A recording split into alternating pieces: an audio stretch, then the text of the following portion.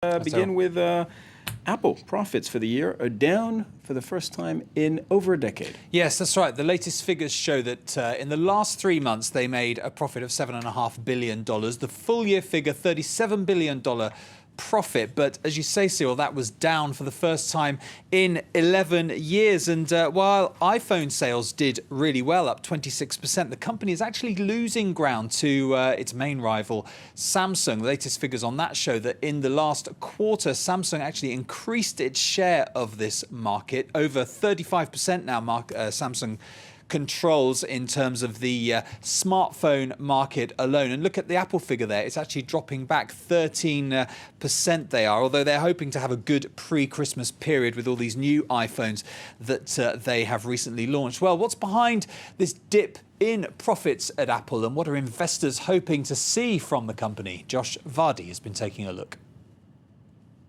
Signs of a slump for Apple's profits at the end of its fiscal year.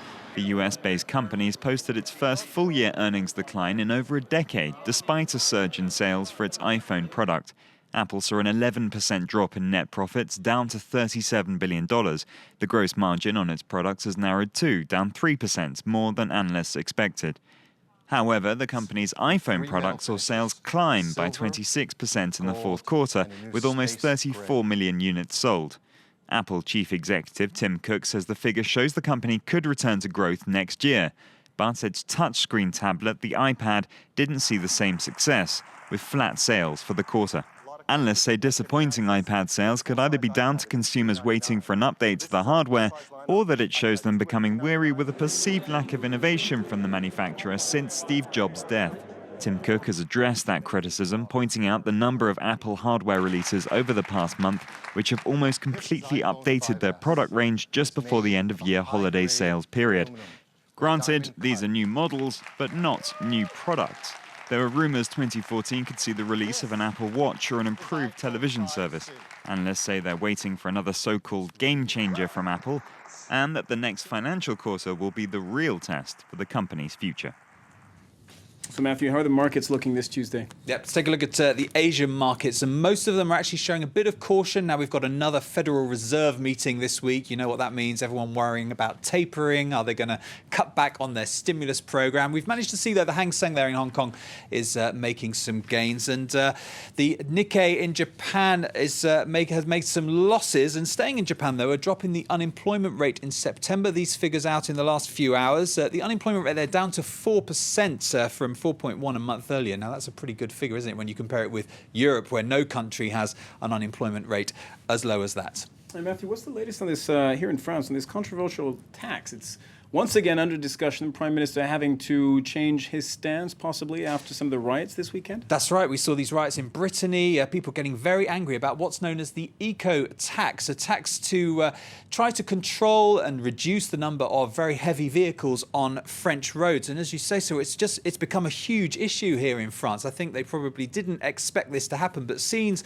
like this over the weekend. Now, this will apply to heavy trucks weighing more than 3.5 tons. It's due to come into effect at the start of January, and the plan is that the tax will raise €1 billion a year for infrastructure, mainly for infrastructure as well. Well, this meeting is happening at the Prime Minister's residence this morning. Elected representatives from Brittany will be there to put their case. But why has its introduction caused so much resentment? Well, let's listen to two farmers from the Brittany region.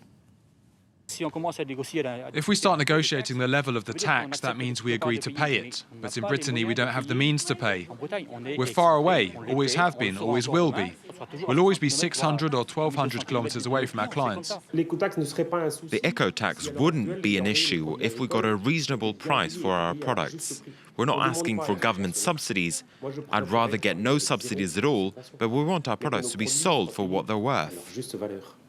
So what do we think might come out of the meeting? Well, we're not expecting to see the government back down on this. They've been pretty clear to say they're going to keep this tax in place, but there are likely to be some changes to it. For example, reducing the amount of the tax, that might be one option. Another is that it would be increased progressively over time instead, and perhaps even exempted for short distances. That could provide some relief for some of those farmers, not just in Brittany, of course, elsewhere as well. Another option, perhaps getting retailers to try to share the burden of this tax in some way, although they're probably not going to be very happy about that themselves. But we'll see. This meeting, 10 o'clock this morning, Paris time. We'll see what happens coming out of that. So still potentially exploring avenues to water down this tax. Oh, yes, absolutely. That's right. And there's an event known as the Islamic Davos, which starts today in London. It's the first time it's being held in a non-Muslim country. Yes, that's right. Its official title is the World Islamic Economic Forum. As you say, it's being held in London. 1,800 political business people expected to be there. And the market, in fact, for Islamic investments is big. And it's growing faster, in fact, than other parts of the financial market, expected to reach $2 trillion next year. Now, it's an interesting market because there are some interesting specificities about the Islamic finance. For example, earning interest, known as riba, is not allowed. And also, you can't make investments in things forbidden by Sharia law, like gambling and alcohol. Instead, investments should be based around risk-sharing, entrepreneurship and things like that. But the British government very keen to get a big slice of this market into the UK. David Cameron, in fact, is going to announce, the Prime Minister going to announce today the launch of an Islamic bond, also a special Islamic index on the London Stock Exchange. And there's money to be made, clearly. There's money to be made. In fact, George Osborne, the finance minister in the UK, penned an article in the Financial Times that's running this Tuesday, where he says he wants to see London as the unrivaled Western centre for Islamic finance, as you can see there. So this 3-day event they're running in London.